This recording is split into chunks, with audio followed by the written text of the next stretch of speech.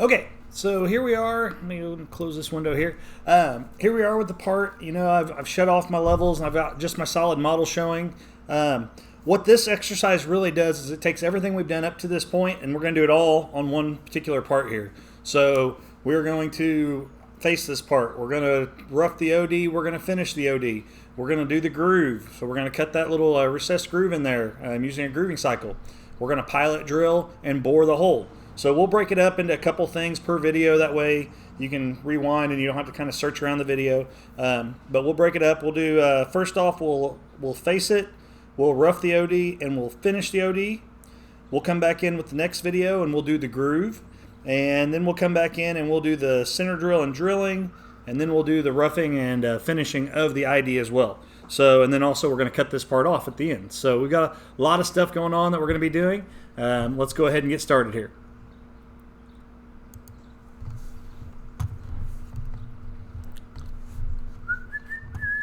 Okay, so to start off this part, first thing we need to do is get our machine group and our geometry and all that stuff ready to go. So let's go ahead and create another level. I'm going to make a level 4. I'm going to call this my machining geometry. Okay, we never want to use the geometry that we created the part with to toolpath to. So we're going to create another turn profile. I'm just going to select my model here. And I only want the upper profile this time. A check mark there. Alright, so there's that. That should be plenty for me to build a toolpath to.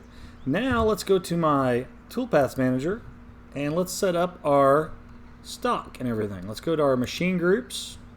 We're going to get a lathe and use the default lathe machine group. And then in here we'll tell this is exercise number 7. Drawing number 6. We're going to use all the default files for this one, so we'll stay where they're at. We're going to name this file number 7, actually number 6. Let's name it number 6. This is drawing 6.